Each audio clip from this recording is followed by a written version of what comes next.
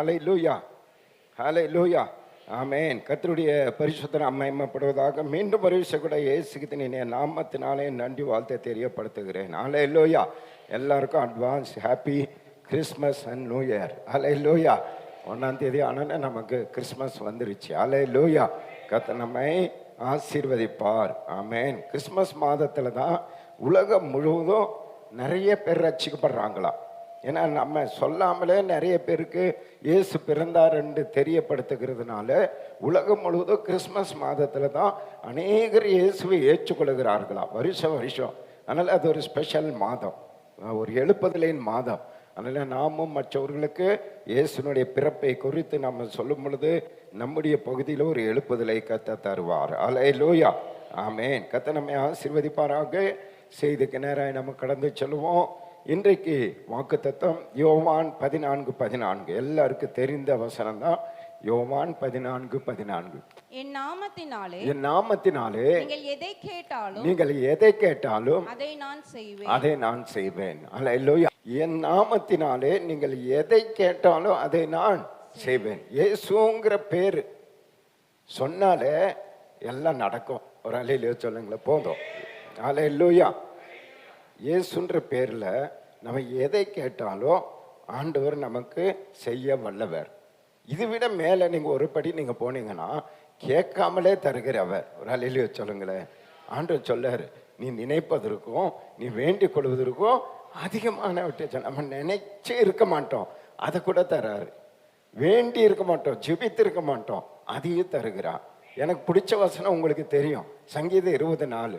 கர்த்தர் உன் மன விருப்பத்தின்படி உனக்கு தந்தருளி ஆலோசனை எல்லாம் நிறைவேற்றும். மனதில் நீங்க விரும்பினாலே தருகிறவர். அந்த தேவன் சொல்றாரு, என் பேரை சொல்லி ஜெபம் பண்ணு, பிதாவை நோக்கி இயேசுவின் நாமத்தில், உங்க மகனுடைய நாமத்தில் எனக்காக சிலுவையில மரித்து உயிரோடு வந்த உங்க மகனுடைய பேர்ல கேட்கிற பிதாவே, அப்பாவை நோக்கி கேளு, ஆண்டவர் எல்லாம் தருவேண்டார். தானியேலை பார்த்து சொன்னாரு, நீ வேண்டிக் கொள்வதற்கு முன்னமே என்ன அனுப்பிட்டேன், பதில அனுப்பிட்டேங்கிற. ஒரு ஹல்லேலூயா சொல்லுங்களேன். நம்ம ஆண்டவர் நம்முடைய இருதயத்தை காண்கிறவர். மனுஷனும் முகத்தை பார்க்குறாங்க, ஆனால் நம்ம ஆண்டவர் இருதயத்தை பார்க்குறோம். ஏன் கவலையா இருக்கிறாங்க, ஏன் துக்கமா இருக்காங்க, இவங்களுக்கு என்ன தேவை, இவங்க எதிர்பார்த்து கொண்டிருக்கிறாங்க, எல்லாவற்றையும் அறிகிற தேவன். சில சமயம் நம்ம ஜெபம் பண்ணுவதற்கு அறியாம மறந்து விட்டுட்டாலும் அவரே அனுப்பி தருகிறார். ஒரு ஹல்லேலூயா சொல்லுங்களேன். அவரே நம் தேவைகளை அறிந்தவர். நமக்கு இன்னது தேவை என்று அறிந்த தேவன் தான் ஆண்டவராகிய இயேசு. ஹல்லேலூயா சொல்லுங்களேன். அந்த இயேசு தான் சொல்றாரு, சீஷர்கள் இடத்துல சொல்றாரு, என் நாமத்தினாலே நீங்கள் எதை கேட்டாலும் அதை நான் என்ன பண்ணுவேன், செய்வேன். நம்முடைய வாழ்க்கையில் இந்த வருஷத்துல கடைசி மாதத்துக்கு வந்துட்டோம். நீங்க வாக்கு தத்தங்கள் ஒருவேளை நிறைவேறாம இருக்கலாம். இன்னும் நமக்கு நிறைய தேவைகள் இருக்கும், தேவைகள் இருந்து கொண்டே இருக்கும். நம்ம மரிக்கிற வரைக்கும் நிறைவடையவே அடையாது. ஒவ்வொரு மாதமும் புதிய புதிய தேவைகள் நமக்கு வந்து கொண்டே இருக்கும். எத்தனை தேவைகள் வந்தாலும் சரி, அத்தனை தேவைகளுக்கும் நம்ம எங்க நோக்கி பார்க்கணும்னா சங்கீதம் 121 தான். படிக்காதீங்க. ஒத்தாசை வரும் பருவதங்களுக்கு நேரம் என் கண்களை ஏறெடுக்கிறேன், வானத்தை பூமி உண்டாக்கின கர்த்தத்துல எனக்கு என்ன வரும், ஒத்தாசை வரும். உன் காலை தள்ளாட வட்டா, உன்னை காக்கிறவ உறங்கா. இஸ்ரவேலை காக்கிறவ உறங்குவதும் இல்லை, தூங்குகிறதும் இல்லை. பாருங்க, அவரை நோக்கி பார்க்கிறவர்களுக்கு அவர் கொடுத்து கொண்டே இருப்பான். நாம பதறி விடுகிறோம், தேவைகள் இருக்கும் போது நம்ம சோர்ந்து போய் விடுகிறோம். நாம எங்க போகணும்னு தெரியாம உலகத்தை தேடி, மனிதர்களை தேடி, அரசாங்கத்தை தேடி, அதிகாரிகளை தேடி எல்லா இடத்திலும் தோல்வி அடைந்து நம்ம சோர்ந்து போய் ஆண்டவரை விட்டு விடுகிறோம். பைபிள் படிக்கிறத விட்டு விடுகிறோம், ஜெபிக்கிறத விட்டு விடுகிறோம். என்ன இது அப்படின்னு சொல்லி சோர்ந்து போய் விடுகிறோம். ஆனா எல்லாவற்றுக்கும் ஆண்டவர் வேதத்துல நமக்கு பதில் வைத்திருக்கிறார். எந்த பிரச்சனை இருந்தாலும் நீங்க பைபிளை திறந்து படிக்கணும். நமக்கான ஆசீர்வாதத்தை கர்த்தர் வேதத்துல வைத்திருக்கிறார். பைபிள் வேதத்தை வாசித்து ஆண்டவர் நோக்கி நீங்க ஜெபம் பண்ணி பாருங்க. கர்த்தர் சொல்றார், அந்தரங்கத்துல ஜெபிக்கிற உன் ஜெபத்திற்கு நான் வெளியரங்கமாய் உனக்கு பதில் தருவேன். ஒரு அல்லேலூயா சொல்லுங்களேன். அந்தரங்கத்துல தனியா உங்க வீட்டுக்குள்ள கதவெல்லாம் சாத்திட்டு யாருக்கு தெரியாம ஆண்டவரை நோக்கி நீ மறைவான் ஜெபம் பண்ணு. நான் உலகத்துல எல்லாருக்கும் தெரியுற மாதிரி வெளியரங்கமாய் நான் உனக்கு என்னத்தை தருவேன், அந்த ஆசீர்வாதத்தை தருவேன். அல்லேலூயா சொல்லுங்களேன். இந்த மாசத்துல செய்து பாருங்களேன். எத்தனையோ குறைகள் உங்களுக்கு இருக்கலாம், எத்தனையோ தேவைகள் உங்களுக்கு இருக்கலாம். சோர்ந்து போகாதீங்க, ஜெபத்தை விட்டுறாதீங்க. இன்னும் அதிகமாக, இன்னும் விசுவாசத்தோடு கூட, இன்னும் நம்பிக்கையோடு கூட அந்த வார்த்தையை, அந்த வசனத்தை ஆண்டவர்கிட்ட சொல்லி, ஆண்டவரே இப்படி ஜெபம் பண்ண சொன்னீங்களே, இதோ நான் தனிமையா வந்திருக்கிறேன், எனக்கு இந்த மாதத்துல இந்த தேவைகள் உண்டு, இந்த பிரச்சனைகள் உண்டு, இந்த குறைவுகள் உண்டு, இதையெல்லாம் நீங்க தான் சந்திக்க முடியும், உங்களால தான் எனக்கு தர முடியும். நான் விசுவாசிக்கிறேன், நான் நம்புகிறேன். ஆபிரகாம், ஈசாக்கு, யாக்கோபை ஆசீர்வதித்தவரே என்னையும் ஆசீர்வதிங்கன்னு சொல்லி விடாப்பிடியா மனதார ஒரு மனமா நம்பிக்கையோடு கூட நீங்க ஜெபம் பண்ணி பாருங்க. அண்ணாள் அப்படித்தான் ஜெபித்தான். ஒரு குழந்தையை கேட்ட அண்ணாளுக்கு 6 குழந்தை ஆண்டவர் கொடுத்தார். அல்லேலூயா. இந்த மாதத்துல நீங்க ஜெபம் பண்ணி பாருங்க. நீங்க நினைப்பதற்கும் வேண்டிக் கொள்வதற்கும் அதிகமானவற்றை கர்த்தர் நமக்கு தருவார். நம்புறவங்க மட்டும் ஒரு அல்லேலூயா சொல்லுங்க. இந்த உலகத்துல ஆண்டவர் நீங்க எதை கேட்டாலும் அதை நான் செய்வேன் என்று சொல்லி இருக்கிறார். ஆனா ஆண்டவருக்கு பிரியமான சில காரியங்கள் இந்த வேதத்துல உண்டு. ஒரு 5 காரியங்கள் சுருக்கமா வசனத்தை மட்டும் வாசித்து உங்களுக்கு சொல்றேன். முதல்ல நம்ம எந்தெந்த காரியங்களை கேட்கும் பொழுது தேவன் பிரியப்படுகிறான், எந்தெந்த காரியத்தை நம்ம கேட்கணும், எல்லாவற்றையும் கேட்க சொல்லிட்டார். நீங்க எதை கேட்டாலும் தரேன்ட்டார். ஆனா அதுல நமக்கு பிரயோஜனமானதோ இம்மைக்கும் மறுமைக்கானதும் என்ன என்பதை நம்ம பார்க்க போறோம். முதல்ல மறுமைக்கானதை நம்ம கேட்கணும் நம்ம வாய்க்கல. அதைத்தான் கர்த்தருக்கு பிரியம். ஆண்டவர் இஸ்ரவேல் ஜனங்களை பாலும் தேனும் ஓடுகிற தேசத்துக்கு கொண்டு போகணும், பிதாவாகிய தேவனுடைய சித்தம். இவங்க எகிப்துல அடிமையா இருக்கிறாங்க. இவங்களை சும்மா கூப்பிட்டா வரமாட்டாங்க. அதுக்காக அவங்களுக்கு என்ன சொல்லி கூப்பிட்டாரா, நயங்காட்டி அவங்களை அழைத்தாராம், ஆசைக்கு அன்பித்தான் அழைத்தாராம். வனாந்தரெல்லாம் உங்களுக்கு சொல்லல ஆண்டவர். நீங்க நடந்து வரும்போது வனாந்தர் இருக்கும், அங்க பூச்சி புழுவெல்லாம் இருக்கும், பாம்பெல்லாம் இருக்கும், அங்க மழை இருக்கும், தாகம் இருக்கும், பசி இருக்கும், அதெல்லாம் சொல்லல. டைரக்டா என்ன சொல்லி கூப்பிட்டாருன்னா, நீங்க மோசைக்கு பின்னாடி வாங்க. மோசைக்கிட்ட சொன்னார், அவங்களை கூப்பிடும்போது கர்த்தர் உங்களுக்கு பாலும் தேனும் ஓடுகிற தேசத்தை கொடுக்குறா அப்படின்னு சொல்லி அவங்களை கூப்பிடு. அடுத்தது அந்த ராஜா கிட்ட என் ஜனங்களுடைய சொத்துக்கள், அவங்க சம்பாதித்த பொண்ணும் வெள்ளியும் பொருளெல்லாம் கொடுக்க சொல்லு அப்படின்னு சொல்லி அவங்கள முதல்ல ஆசை காட்டி அவங்க கையில நிறைய பொண்ணும் வெள்ளி பொருளெல்லாம் கொடுத்து அழைத்து வந்தா. அல்லேலூயா சொல்லுங்களேன். ஆண்டவருடைய நோக்கம் பாலும் தேனும் ஓடுகிற தேசத்துக்கு அவர்களை அழைத்து செல்லும் பொழுது அவங்களை நயங்காட்டி ஆசை காட்டி ஆண்டவர் அழைத்தார். ஒரு அல்லேலூயா சொல்லுங்களேன். அது போலத்தான் கர்த்தர் நம்மை அழைத்து கொண்டு வந்திருக்கிறா. கர்த்தர் நம்மை வனாந்திரத்துல நடத்தி கொண்டு இருக்கிறா. அப்போ ஆண்டவருடைய நோக்கம் என்னன்னா, நம்ம பொருளாதாரத்துல வாழ்வது மாத்திரமல்ல, நம்மை பாலும் தேனும் ஓடுகிற தேசத்துக்கு கொண்டு போகணும். ஒரு அல்லேலூயா சொல்லுங்களேன். நம்மை பரலோகத்துக்கு கொண்டு போகணும். அதுதான் தேவனுடைய திட்டம். ஆனா இந்த வனாந்தரத்துல கர்த்தர் நம்மை கொண்டு போய் சேர்ப்பதுக்கு முன்பாக நீங்களும் நானும் புரிந்து கொள்ளணும். அந்த பரலோகத்துல நம்ம போய் சேர்க்கணும்னா இந்த வனாந்தரத்தை கடக்கணும். இந்த வனாந்தரத்தை கடப்பதற்கான தேவையானதை முதல்ல நம்ம தேவனிடத்துல கேட்கணும். ஒரு அல்லேலூயா சொல்லுங்களேன். இந்த வனாந்தரத்தை கடப்பதற்கு நமக்கு தேவை என்ன தெரியுமா? சங்கீதம் 51:1-4 வரைக்கும் வேகமா வாசிங்க. தேவனே உமது கிருபையின்படி எனக்கு இரங்கும். பாத்தீங்களா, ஆண்டவருடைய கிருபையை முதல்ல நம்ம கேட்கணும். ஆண்டவரே, இதை நான் கடந்து போக என்னால முடியல, எத்தனை பிரச்சனை, ஐயோ போராட்டம், எத்தனை கண்ணீர். அப்போ நம்ம கடந்து போகணும்னா இந்த உலகத்துல நமக்கு முதல்ல என்ன வேணும்? ஆண்டவருடைய கிருபை நமக்கு வேணும். ஆண்டவருடைய கிருபையை முதல்ல நம்ம கேட்கணும். உங்க கிருபை இல்லாம என்னால முடியாது ஆண்டவரே, உங்க கிருபை தாங்கன்னு சொல்லி ஆண்டவர்கிட்ட கேட்கணும். உமது மிகுந்த இரக்கங்களின்படி. 2வது இரக்கம். ஆண்டவருடைய இரக்கம் நம்ம மேல அதிகமா இருக்கணும். யார் மேல் இரக்கமா இருக்க சித்தமா இருக்கிறாரோ அவங்க மேல இரக்கமா இருப்பான். யார் மேல உருக்கமா இருக்க சித்தமானாரோ அவங்க மேல உருக்கமா இருப்பான். அந்த இரக்கத்தையும் உருக்கத்தையும் ஆண்டவரிடத்தில் நம்ம பெற்றுக்கொள்ளும்போது பாருங்க, ஆண்டவர் நம்ம இது கிருபையா இருப்பார். ஒரு அல்லேலூயா சொல்லுங்களேன்.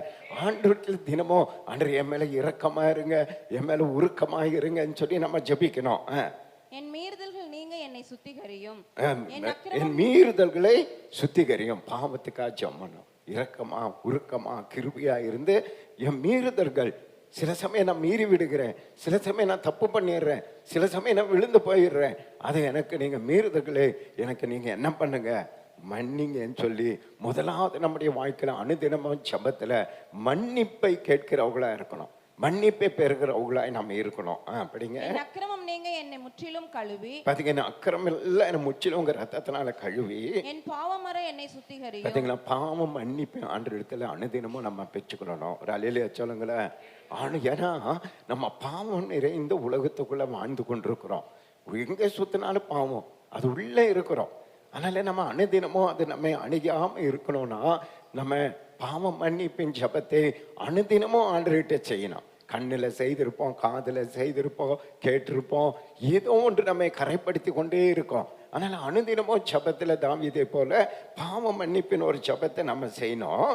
என் மீறுதல்களை நான் அறிந்திருக்கிறேன், என் மீறுதல்களை நான் அறிந்திருக்கிறேன், என் பாவம் எப்பொழுதும் எனக்கு முன்பாக நிற்கிறது. நமக்கு ஒருவேளை பாவம் இருந்தால் நம்ம மனசாட்சி நமக்கு சொல்லும். நம்முடைய மனசாட்சி தான் நமக்கு நீதிபதி. யாரு நீ பாவின்னு சொல்ல வேண்டியதில்லை, அதுவே சொல்லும். அதை வச்சு நம்ம தாவீது போல சொல்லணும். ஆண்டரே மனசாட்சி குத்துது, என் மனசாட்சியை சொல்லுது, நான் என்ன பண்றேன், பாவம் எப்போது எனக்கு முன்னாடி தான் நிக்குது. தேவரீர் ஒருவருக்கு விரோதமாய் நான் பாவம் அதை ஒத்துக்கொள்ளணும். ஆண்டரே உங்களுக்கு ஒருவருக்கு விரோதமா தான் நான் பாவம் செய்தேன், உமது கண்களுக்கு முன்பாக பொல்லாங்கானதை நடப்பித்தேன். பாத்தீங்களா, எல்லாருடைய கண்ணுக்கு மறைவா நம்ம செய்யலாம், ஆனா ஆண்டருடைய கண்ணுக்கு மறைவா செய்யவே முடியாது. நிர்வாணமா இருக்கிறோம், யாரும் நம்மளுக்கு சொல்ல வேண்டாம், ஆண்டவர் பார்ப்பாரு. அதனால உங்க கண்ணுக்கு முன்னாடி நான் செஞ்சுட்டேன். நீர் பேசும்போது உம்முடைய நீதி விளங்கவும், அதனால நீங்க பேசும்போது உங்க நீதி விளங்கவும், நீர் நியாயம் தீர்க்கும் போது உம்முடைய பரிசுத்தம் விளங்கவும். நீங்க நியாயம் தீர்க்கிற கடைசி நாளில் என் வாழ்க்கையில என்ன விளங்கணும், பரிசுத்தம் வெளிப்படணும். அதனால அனுதினமும் கழுவி சுத்திகரிக்கிற அந்த அனுபவத்துக்குள்ள நம்ம கடந்து போகிற ஒரு ஜபத்தை நம்ம செய்கிற உலாய் காணப்படணும். ஒரு அலையில சொல்லுங்களேன். ஏன்னா பரிசுத்தம் இல்லாமல் ஒருவனும் தேவனை தரிசிக்க முடியாது. அதே போல ஒருவரும் தன்னை தானே பரிசுத்தப்படுத்திக் கொள்ளவும் முடியாது. நம்மை நாமே பரிசுத்தப்பட முடியாது. ஆண்டவர் தான் வேணும், ஆண்டவருடைய ரத்தம் தான் வேணும், ஆண்டவருடைய கிருபை இரக்கம் தான் நமக்கு வேணும். அதனால அவரிடத்துல அனுதினமும் பாவ மன்னிப்பை பெற்றுக்கொள்ளணும். 251:10-12 வரைக்கும் வாசிங்க. தேவனே சுத்த இருதயத்தை என்னிலே பாத்தீங்க. அடுத்தது நம்ம எதை கேட்கணுமா, சுத்த இருதயத்தை என்னிலே சிருஷ்டி. ஏன்னா ஏற்கனவே இருந்த இருதயம் பழசாச்சு, அது ரொம்ப டிஸ்டர்ப் ஆகி பாவம் நிறைஞ்சிருச்சு. இப்ப அதை எடுத்துட்டு ஒரு புது இருதயத்தை எனக்கு தாங்க. நிலைவரமான ஆவியை என் உள்ளத்திலே புதுப்பியும். நிலைவரமான ஆவினா நிரந்தரமா ஒரு அபிஷேகத்தை எனக்கு, அதைத்தான் இன்னைக்கு புதிய ஏற்பாடுல ஆண்டவர் கொடுத்திருக்கார். இது பழைய ஏற்பாடுல விரும்பினாங்க, அவங்களுக்கு கிடைக்கல. ஆனா புதிய ஏற்பாடுல கர்த்தர் நமக்கு கொடுத்திருக்கிறார். ஒரு அலையில சொல்லுங்களேன். நிலைவரமான நிரந்தரமான அபிஷேகத்தை கர்த்தர் கொடுத்திருக்கிறார். உமது சமூகத்தை விட்டு என்னை தள்ளாமல். ஆண்டவரே உங்க சமூகத்தை விட்டு என்னை என்ன பண்ணிடக்கூடாது, தள்ளி இருக்கக்கூடாது. நான் எப்பெல்லாம் உங்க சமூகத்துல வந்து நான் ஜெபிக்கிறேனோ அப்பெல்லாம் உங்களை நான் தரிசிக்கணும், உங்க சத்தத்தை கேட்கணும், உங்க பிரசனத்தை உணரணும். அப்பெல்லாம் நீங்க என் மேல அன்பா இருக்கிறதெல்லாம் நான் கவனிக்கணும், அதை என்ஜாய் பண்ணணும். அதனால உங்க சமூகத்தை விட்டு என்னை தள்ளாமலும் உமது பரிசுத்த ஆவியை என்னிடத்திலிருந்து எடுத்துக்கொள்ளாமலும் இரும். ஆமே, நான் பெற்றுக்கொண்ட அந்த அபிஷேகத்தை என்னை விட்டு நீங்க எடுத்துக்கொள்ளாமலும் இரும் என்று சொல்லி ஜெபிக்கிறாரு. உமது இரட்சணியத்தின் சந்தோஷத்தை திரும்பவும் எனக்கு அவர் இழந்து போயிட்டாரு தாவீது. அதனால மறுபடியும் கேட்கிறாரு, உம்முடைய இரட்சத்தின் சந்தோஷத்தை திரும்பவும் எனக்கு தந்து உற்சாகமான ஆவி என்னை தாங்க. ஆமே, என்ன ஆவி தாங்கணும்? டிசம்பர் மாசம் உற்சாகமான ஆவி நம்மை தாங்கணும். எத்தனை கவலை கண்ணீர் பார சூழ்ந்து இருக்கு நம்மை, அதெல்லாம் கர்த்தர் நீக்கி உற்சாகம், ஒரு உற்சாகத்தின ஆவியை கர்த்தர் நமக்கு தரணும். நேற்றைய செய்தி அதுதான். நம்ம ஆவியானவர் எப்படி நடத்துகிறார். ஒருவேளை நேற்று வராதவங்க யூடியூப்ல நீங்க பாருங்க, ஆவியானவர் எப்படி நம்மை உற்சாகப்படுத்தி நடத்துவாருன்னு இருக்கும். நான் அந்த உற்சாகத்தை ஆவியினால என்னை தாங்குங்கன்னு சொல்லி அபிஷேகத்துக்காக 2வது நாம ஜபிக்கணும். 3வது பாருங்க, 1 ராஜாக்கள் 3:8-10. எதை நம்ம ஆண்டவரிடத்துல கேட்கணும்? நீர் தெரிந்து கொண்டதும் ஏராளத்தினால் எண்ணிக்கைக்கு அடங்காததும் இலக்கத்துக்கு உட்படாததுமான திரளான ஜனங்களாகிய உமது ஜனத்தின் நடுவில் அடியேன் இருக்கிறேன். சாலமோன் சொல்றாரு, திரளான ஜனங்களை எனக்கு கொடுத்துட்டீங்க. எங்க அப்பா சம்பாதிச்சாரு, நான் ஆலயத்தை கட்டிட்டேன், நான் இப்ப ராஜா ஆயிட்டேன். ஆனா நான் சின்ன பிள்ளை, என் பையன் எனக்கு ஒண்ணும் தெரியாது. அதனால ஆகையால் உமது ஜனங்களின் நியாயம் விசாரிக்கவும் இத்தனை ஜனங்களை நான் நியாயம் விசாரிச்சு அவங்கள நடத்தணும்னா நன்மை தீமை இன்னதென்று வகையறுக்கவும் நான் எது நன்மை எது தீமை என்று நான் பிரிச்சு பார்க்கிறதுக்கு அடியேனுக்கு ஞானமுள்ள இருதயத்தை தந்தருளும். பாத்தீங்களா, அவன் பணத்தை கேட்கல, பொருளை கேட்கல, எது கேட்கல, எதை கேட்கிறான்? ஞானமுள்ள இருதயத்தை கேட்கிறான். ஆண்டவர் சொல்றாரு, டேய் நீ எதிரிகளோட உயிரை கேட்கல, பணத்தை கேட்கல, பொருளை கேட்கல, ஆனா விசேஷமா எதை கேட்ட? ஞானத்தை கேட்டேன்னு ஆண்டவரே ஆச்சரியப்பட்டு போனார். ஆனால் அவன் கேளாத ஐஸ்வர்யத்தை எல்லாம் ஆண்டவர் அவனுக்கு கொடுத்தார். அவன் கேட்காததெல்லாம் கொடுத்துட்டா இருப்பாருங்க. அதான் கேட்காததெல்லாம் ஆண்டவர் தராருன்னா ஆண்டவர் விரும்புகிறத நம்ம கேட்கணும். ஒரு அலையிலேயே சொல்லுங்களேன். அவன் ஐஸ்வர்யம் கேட்கல, எங்க அப்பா விட என்ன பெரிய ஆளா ஆக்கங்கள்லாம் கேட்கல. அவன் என்ன பண்ணானே, இந்த ஜனங்களை நான் நடத்தி செல்லணும், நியாயம் தீர்க்கணும் அப்படின்றதுக்கு எனக்கு என்னத்தை கொடுங்க? ஞானத்தை கொடுங்கன்னு கேட்டப்பாரு. இன்றைக்கு நாமும் பிரியமானவர்களே ஞானத்தை ஆண்டவர்கிட்ட கேட்கணும்.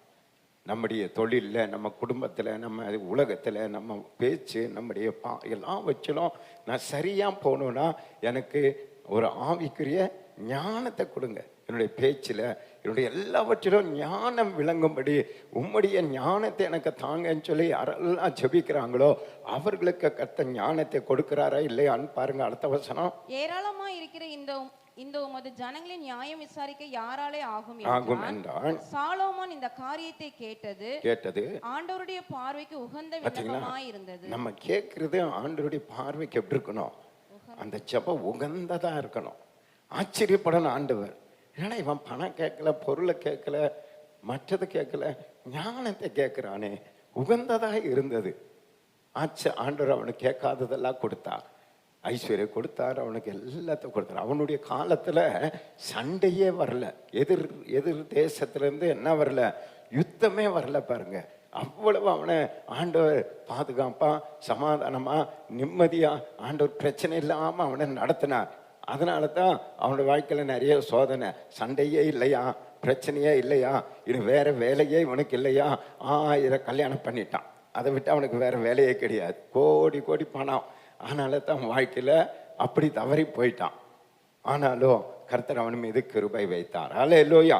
கேட்க வேண்டியது நம்ம வாழ்க்கையில கேட்கணும். அடுத்தது பாருங்க, ஆதியாகமம் 32 26வது வசனத்தையும் 29வது வசனத்தை மட்டும் வாசிங்க. நான் போகட்டும் பொழுது விடுகிறது என்று ஆண்டவர் யாக்கோபு கிட்ட கெஞ்சுறாரு. டேய் என்னை விடுறா, பொழுது விடியுது, நான் போகணும்ன்றாரு. ஆனா யாக்கோபு என்ன சொல்றா பாருங்க, அதற்கு அவன் நீர் என்னை ஆசீர்வதித்தால் ஒழிய உம்மை போக விடேன் என்றார். பாத்தீங்களா, நம்ம வாழ்க்கையில ஆசீர்வாதம் வேணும்னா ஆண்டவர் விடக்கூடாது, ஆண்டவர் விட்டுறக்கூடாது. அவரை போய் பிடிச்சி, ஆண்டவரே நீங்க என்னை ஆசீர்வதித்தால் ஒழிய நான் உங்களை பரலோகத்துக்கு போக. ஆண்டவருடைய காலை பிடிச்சிருக்கிறான் பாருங்க, டைட்டா பிடிச்சிட்டான் பாருங்க. எவ்வளவு அவனோட ஞானத்தை பாருங்க, பிடிச்சிட்டு எதை கேட்கிறான், என்னை ஆசீர்வதித்தால் ஒழிய உண்மைனா விட மாட்டேன். அது போல உங்களுக்கும் ஆசீர்வாதம் நமக்கு வேணும். உலகத்துல பொருளாதாரம், பணம் இல்லாம வாழ முடியாது. கட்டாயம் பணம் வேணும், கட்டாயம் பொருளாதாரம் வேணும். நம்ம எல்லாம் ஐஸ்வர்யவான்களாய் மாறணும். அதற்காகத்தான் இயேசு சிலுவையில தரித்திரராய் மரித்திருக்கிறார். ஆபிரகாமின் ஆசீர்வாதத்தை இயேசுவின் மூலமாய் பிதா நமக்கு கொடுத்திருக்கிறார். அது எப்படி வரும்? நீ ஆண்டவரோடு கூட யாக்கோபை போல போராடி ஜெபிக்கணும். ஆண்டவரே ஆபிரகாம் ஆசீர்வதித்தீங்க, யாக்கோபை ஆசீர்வதித்தீங்க, ஈசாக்கு ஆசீர்வதித்தீங்க, அவங்களெல்லாம் கோடியா பெருக பண்ணினீங்க, என்னை மட்டும் ஏன் கடனாளியா வச்சிருக்கிறீங்க, என்னை ஆசீர்வதிங்கன்னு சொல்லி ஜெபிக்கணும், போராடணும் ஆண்டவர்கிட்ட. அவன் போராடுற பாருங்க, என்னை ஆசீர்வதித்தால் ஒழிய உம்மை விட மாட்டேன்னு சொல்லி போராடினா. 29வது வசனம் வாசிங்க. அப்பொழுது யாக்கோபு உம்முடைய நாமத்தை எனக்கு அறிவிக்க வேண்டும் என்று கேட்டான். பேரை கேட்கிறான், உங்க பேர் என்னன்னு கேட்கிறான் ஆண்டவரே. அப்ப ஆண்டவர் என்ன சொல்றாரு பாருங்க, அதற்கு அவர் நீ என் நாமத்தை கேட்பானேன் என்று, நீ என் பேர் எதுக்கு கேட்கிறேன் அப்படின்னு சொல்லி அங்கே அவனை ஆசீர்வதித்தார். கரங்களை தட்டி ஆண்டவர் சந்தோஷப்படுத்துங்க. பாத்தீங்களா, கேளுங்கள் கொடுக்கப்படும். நீங்க ஆசீர்வாதத்தை கேளுங்க. ஏன் நீங்க கஷ்டப்படணும்? இந்த டிசம்பர் மாசத்துல நீங்க விசுவாசத்தோட, ஆண்டவரே என் நிறைய தேவை உண்டு, எனக்கு நிறைய பணம் வேணும், நீங்க என்னை ஆசீர்வதிங்க. ஏன்னா நம் தேவன் ஆசீர்வதிக்கிற தேவன், அவர் ஆசீர்வாதத்தின் ஊற்று, அவர் நம்முடைய தகப்பன். அதை கேட்கிற உரிமையை கர்த்தர் நமக்கு கொடுத்திருக்கிறார். ஆனால் நீங்க அவர் பாதத்தை பற்றி கொள்ளுங்க, பிடித்து கொள்ளுங்க, யாக்கோபை நீங்க நினைத்து கொள்ளுங்க, ஆசீர்வாதத்தை கேளுங்க. இந்த மாதத்துல கர்த்தர் நமக்கு ஆசீர்வாதத்தை கொடுப்பார். கடைசியா சங்கீதம் 2:8 வாசிங்க. என்னை கேளும், அப்பொழுது ஜாதிகளை உமக்கு சுதந்திரமாகவும் பூமியின் எல்லைகளை உமக்கு சொந்தமாகவும் கொடுப்பேன். ஆமென். கடைசியா ஜாதிகளை நம்ம கேட்கணும், ஜனங்களை கேட்கணும். ஆண்டவரே எங்க சர்ச்சுக்கு இன்னும் நிறைய ஆத்துமாக்களை தாங்க. பாஸ்டர் எப்ப பார்த்தாலும் ஆயிரக்கணக்கான ஆத்துமா 3 ஏக்கரா நிலம் வேணும்னு ஜெபம் பண்ணிட்டே இருக்கிறாரு. அந்த பாரம் உங்களுக்குள்ள வரணும். வந்து நீங்களும் ஜெபிக்கணும். அனுதின ஜெபத்துல திரளான ஆத்துமாக்களை இந்த சுத்தி இருக்கிற ஜாதி ஜனங்கள் எல்லாம் எங்களுக்கு கொடுங்க கொடுங்க கொடுங்கன்னு சொல்லி ஜெபிக்கிறது ஆண்டவருக்கு பிரியமான ஒரு ஜெபம், ஆண்டவர் சந்தோஷப்படுகிற ஒரு ஜெபம். அவர் ஆச்சரியப்படுவார். இவங்களுக்கு எத்தனையோ பிரச்சனை இருக்கு, இவங்களுக்கு எத்தனையோ குறை இருக்கு, ஆனா ஆத்துமா கேட்கிறாங்களே, ஆத்துமா பாரம் முடியவங்களா இருக்கிறாங்களே, இந்த பகுதி ரட்சிப்புக்காக ஜெபிக்கிறாங்களேன்னு சொல்லி கர்த்தர் உங்களை ஆத்மா மட்டும் தருவதல்ல, அதற்கான பலனை உங்களுக்கு தருவார். ஒரு அலையிலே சொல்லுங்களேன். என்னை கேளும், அப்பொழுது ஜாதிகளை உமக்கு சுதந்திரமாகும், பூமியின் எல்லைகளை உமக்கு சொந்தமாகவும் கத்த தருவா. 2026 ஒரு திறந்த வாசலை கத்த நமக்கு முன்பாக வைப்பா. ஒரு திரள் கூட்டத்தை ரட்சிப்பில் நடத்த கர்த்தர் கிருபை செய்வா. நான் பயப்படாதிருங்க, தைரியமா இருங்க. கர்த்தர் இதிலும் பெரிதானவர்களை காண செய்வார். புரியுது? எனக்கு அலையிலேயே சொல்லுங்க பார்க்கலாம். அப்படியே எழுந்து நிலுங்க. பாஸ்டம்மா ஜெபம் பண்ணி முடித்து நம்ம திருவிருந்துக்கு நேரம் கடந்து செல்வோம்.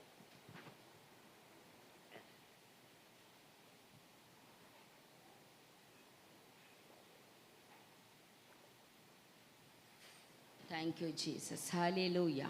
உமக்கு நன்றி செலுத்துகிறோம் அப்பா, நன்றி செலுத்துகிறோம் அப்பா. என் நாமத்தினாலே நீங்கள் எதை கேட்டாலும் அதை நான் செய்வேன் என்று சொன்ன கர்த்தர், அவருடைய நாமத்தினாலே கேட்கும் பொழுது எல்லாவற்றையும் பெற்றுக்கொள்ளுகிறோம் என்று விசுவாசிக்கணும். ஹல்லேலூயா. அவருடைய நாமம் வெளியேற பெற்ற நாமம். ஓ இயேசுவின் நாமம் எல்லாவற்றிலும் உயர்ந்த நாமம். அந்த நாமத்தினால நாம் விசுவாசத்தோடு கேட்ட எல்லாவற்றையும் நாம் பெற்றுக்கொள்ள முடியும். ஓ நம்முடைய செயல் நோக்கம் சரியானதாக இருந்தால் நாம் அவருடைய சித்தத்தின்படி பெரிய காரியங்களை நம்ம வாழ்க்கையில கேட்க முடியும். இப்பொழுது பார்த்த ஒரு சில காரியங்களை நம்ம பார்த்தோம். Thank you Jesus. அவருடைய கிருபை, இரக்கம், பாவம் மன்னிப்பின் நிச்சயத்தை பெற்றுக்கொள்ளணும். ஆண்டவரே உங்க கிருபை எனக்கு போதுப்பா. ஓ ஹல்லேலூயா. நான் பவுல் அப்படிதான் கேட்டாரு, உம்முடைய கிருபை எனக்கு போதும், என்னுடைய பலவீனத்திலே உம்முடைய பலன் எனக்கு பூரணமாய் விளங்கும் என்று சொன்ன கர்த்தர். ஓ ஹல்லேலூயா. நம்முடைய எல்லா பலவீனங்களிலும் அவருடைய பலன் பூரணமாய் விளங்கும். அந்த கிருபையை பெற்றுக்கொள்ளணும். அடுத்ததா பார்த்த சுத்த இருதயத்தையும் ஆண்டவரே என்னிலே சிருஷ்டியும் ராஜா. என்னுடைய இருதயம் திருக்குள்ளதும் மகா கேடுள்ளதுமாய் இருக்கிறது. என்னுடைய இருதயம் சுத்த இருதமாய் மாறட்ட ராஜா. அப்பா நிலைவரமான ஆவியை என் உள்ளத்திலே புதுப்பியும். ஓ நிலைவரமான ஆவி, பரிசுத்த ஆவியானவர் உள்ள இருந்துட்டா போதும். நம்மை வழி நடத்துகிற கர்த்தர், இந்த புதிய மாதத்திலே நம்மை நேர்த்தியாய் நடத்துகிற தகப்பன், அவர் ஆலோசனை தந்து நம்மை அழகாக நேர்த்தியாக வழி நடத்துவார். ஞானம் உள்ள இருதயத்தை கேட்கணும். எல்லாவற்றையும் நடத்த நமக்கு ஞானம் தேவை. குடும்பத்தை நடத்த ஞானம் தேவை. ஓ ஹல்லேலூயா. கணவனை, மனைவியை, பிள்ளைகளை நடத்த நமக்கு ஞானம் தேவை. ஓ நம்முடைய படிப்பிலே அதற்கு ஞானம் தேவை. வியாபாரம், தொழில் ஞானம் தேவை. ஓ வேலை செய்கிற ஸ்தலத்திலே நம்முடைய ஞானம் விளங்கணும். ஓ ஹல்லேலூயா. குணசாலியான ஸ்திரீ சொல்றா, ஆண்டவரே அவள் தன் வாயை திறக்கும் போது ஞானமாய் வாயை திறக்கிறாள் என்று பார்க்கிறோம். ஓ அவிதமாக ஞானத்தை எனக்கு தாங்கப்பா. ஓ ஹல்லேலூயா. கர்த்தருக்கு பயப்படுதலே ஞானத்தின் ஆரம்பம். அவருக்கு பயந்தா போதும் அந்த ஞானம் நம்முடைய வாழ்க்கையில விளங்கும். அடுத்தது ஆசீர்வாதத்துக்காய் நம்ம ஜெபிக்கணும். இந்த உலகத்திலே ஆசீர்வாதம் இல்லாமல் வாழ முடியாது. ஓ எல்லா விதமான ஆசீர்வாதத்தினால் என்னை நிரப்புங்கன்னு கேளுங்க. ஏனென்றால் நம்முடைய ஆண்டவர் நமக்கு வாக்கு பண்ணியிருக்காரு, உன்னை ஆசீர்வதிக்கவே ஆசீர்வதித்து உன்னை பெருகவே பெருக பண்ணுவேன் என்று சொன்ன கர்த்தர். இன்று முதல் நான் உன்னை ஆசீர்வதிப்பேன் என்று சொன்ன கர்த்தர். ஓ ஹல்லேலூயா. இரட்டிப்பான நன்மையால் உனக்கு தருவேன் என்று சொன்ன கர்த்தர் நம்மை ஆசீர்வதிக்கும்படியாய் நாம் ஒப்பு கொடுக்கலாம். தகப்பனே என்னை ஆசீர்வதிங்கப்பா. யாபேஸ் அப்படிதான் ஜெபித்தா. தேவரீர் என்னை ஆசீர்வதித்து என்னை எல்லையை பெரிதாக்கும், உமது கரம் என்னோடு கூட இருந்து தீங்கு என்னை துக்கப்படுத்தாதபடிக்கு விலைக்கு காத்தருளும் என்று. ஓ, அப்படிப்பட்டதான ஆசீர்வாதங்களால் என்னை நிரப்புங்கன்னு கேளுங்க. தேவன் எல்லாவற்றையும் தர வல்லமுள்ளவராய் இருக்கிறார். ஹல்லேலூயா, ஹல்லேலூயா, ஹல்லேலூயா. ஓ, அதே போல கடைசியாக ஆத்துமாக்களுக்காய் நாம் ஜெபிக்கணும். எத்தனை ஆத்துமாக்கள் அழிந்து கொண்டு இருக்கிறாங்க. நான் பெற்ற இந்த ரட்சிப்பின் சந்தோஷத்தை என் உறவுகள் பெறணும், என் குடும்பத்தார் பெறணும், என் தேசம் பெற்றுக்கொள்ளணும் ஐயா. என்னை சுற்றி இருக்கிற அநேகருமே அறியாம இருக்காங்களே, அவருடைய மனக்கண்கள் திறக்கப்படணும் இயேசுவின் நாமத்தினாலே. ஓ ஹல்லேலூயா, அவருடைய மனக்கண்கள் திறக்கப்படணும் இயேசுவின் நாமத்தினாலே. என் உறவுகள், கிராமங்கள் எல்லாம் இயேசுவை அறியணும் ஆண்டவரேன்னு கேளுங்க. இப்படிப்பட்டதான காரியங்களை நாம கேட்கும்போது இதெல்லாம் அவருடைய சித்தமாய் இருக்கிறது. அவருடைய சித்தத்தின்படி கேட்டால் எல்லாவற்றையும் தெய்வன் நமக்கு தர வல்லமுள்ளவராய் இருக்கிறார். முதலாவது தேவனுடைய ராஜ்யத்தையும் அவருடைய நீதியும் தேடுங்கள், அப்பொழுது இவைகள் எல்லாம் உங்களுக்கு கூட கொடுக்கப்படும். அவருடைய ராஜ்யத்தை தேடும்போது மற்ற எல்லா ஆசீர்வாதங்களும், உலக ஆசீர்வாதங்கள் எல்லாவற்றையும் நாம் சுதந்திரித்துக் கொள்ளலாம். தகப்பனே, உம்மை ஸ்தோத்தரிக்கிறோம். இம்மட்டுமாய் நீர் எங்களோடு கூட இடைப்பட்டீர். உமக்கு நன்றி. விசேஷமாய் உம்முடைய கிருபையினாலே ஆண்டவரே, உம்முடைய இரக்கத்தினாலே எங்களை முடிசூட்டுவீராக. அதற்காக நாங்கள் மன்றாடுகிறோம், கெஞ்சுகிறோம் ஐயா. உங்க கிருபை ஒன்று போதும் ஆண்டவரே. எல்லாவற்றையும் நாங்கள் பெற்றுக்கொள்ள உங்க கிருபை ஒன்று போதும். நீர் எங்களோடு இருந்தால் எல்லாவற்றையும் பலத்த பெரிய காரியங்களை எங்களால் செய்ய இயலும் ஐயா. நீர் ஒருவர் எங்களுக்கு போதும் ராஜா. தகப்பனே, இதோ நீர் கொடுத்த அந்த வாக்குத்தத்தங்களுக்காய் நன்றி செலுத்துகிறோம். என் நாமத்தினால எதை கேட்டாலும் அதை நான் செய்வேன் என்று சொன்னீரே. இப்பொழுது இயேசுவின் வல்லமுள்ள நாமத்தினாலே நாங்கள் எல்லாவற்றையும் கேட்கிறோம். உங்க கிருபை, இரக்கம், பாவ மன்னிப்பு, ஞானம், ஆசீர்வாதம் எல்லாவற்றையும் இயேசுவின் நாமத்தினாலே நாங்கள் சுதந்திரித்துக் கொள்ளுகிறோம். நாங்கள் சுதந்திரித்துக் கொள்ளுகிறோம் அப்பா. தொடர்ந்து நீர் ஆண்டவரே இடைப்படுவீராக. இந்த காலை வேளையில அவளோடு ஓடி வந்த ஆண்டவரே, உம்முடைய பிள்ளைகளை கர்த்தனை நினைத்தருளுவீராக, நினைத்தருளுவீராக. வாஞ்சைகளை நிறைவேற்றுவீராக. அவர் உமது மன விருப்பத்தின்படி தந்தருளி உமது ஆலோசனைகளை எல்லாம் நிறைவேற்றுவாராக என்று சொன்ன வார்த்தையின்படி அப்பா, எங்கள் ஒவ்வொருவருடைய மன விருப்பங்களை கர்த்தனை நிறைவேற்றுவீராக. அவளோடு குளிர் என்றும் பனி என்றும் மழை என்றும் பாராமல் வந்த உடைய பிள்ளைகளை கர்த்தர் நினைத்து அதற்கேற்ற ஆசீர்வாதங்களை கர்த்தனை கட்டளை வேண்டுமா ஜெபிக்கிறோம். இந்த கால வேளையில பலவீனத்தோடு வியாதியோடு அப்பா வந்திருக்கிற உடைய பிள்ளைகளை கர்த்தர் நினைத்தல்லைங்க. நல்ல பரிபூர்ண சுகத்தை கர்த்தர் தந்து சமாதானத்தோடு உடைய பிள்ளைகளை அனுப்ப வேண்டுமா ஜெபிக்கிறோம். இந்த மாதம் முழுவதும் குடும்பங்களிலே சமாதானமும் சந்தோஷமும் பெருகட்டும் அப்பா.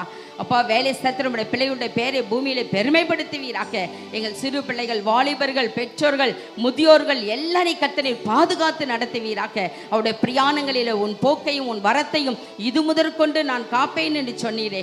அந்த விதமாக எங்கெங்க போகிறார்களோ வருகிறார்களோ எல்லா பயணங்களிலும் உங்க கரம் கூட இருக்கட்டும். அலைச்சல் இல்லாத வருமானத்தை தந்து உம்முடைய பிள்ளைகளை ஆசீர்வதித்து உயர்த்தெருள வேண்டுமா ஜெபிக்கிறோம். சகல ஜாதிகளிலும் ஆண்டவரே, நாங்களும் எங்கள் சபை மக்களும் ஆண்டவரே உயர்ந்திருக்க, மேன்மையாயிருக்க கர்த்தர் நீர் அனுக்கிரகம் செய்தல்லும். எல்லா துதி கனமகமே உமக்கே செலுத்துகிறோம். இயேசுவின் மூலம் ஜெபிக்கிறோம் எங்கள் நல்ல பிதாவே, ஆமென். என் ஆத்துமாவே கர்த்தரை ஸ்தோத்திரி, என் முழு உள்ளமே பரிசுத்த நாமத்தை ஸ்தோத்திரி. என் ஆத்துமாவே கர்த்தரை ஸ்தோத்திரி, கர்த்தர் செய்த சகல உபகாரங்களை மறவாதே. ஆமென். நம்முடைய கர்த்தராகிய இயேசு கிறிஸ்துவின் கிருபையும் பிதாவாகிய தேவனுடைய அன்பும் பரிசுத்த ஆவியோட அந்யோன்ய ஐக்கியமும் சமாதானமும் சந்தோஷமும் இன்றைக்கும் என்றைக்கும் சதா காலங்கள் நம்ம அனைவரோடு கூட இருப்பதாக. ஆமென். அல்லேலூயா, அல்லேலூயா, அல்லேலூயா.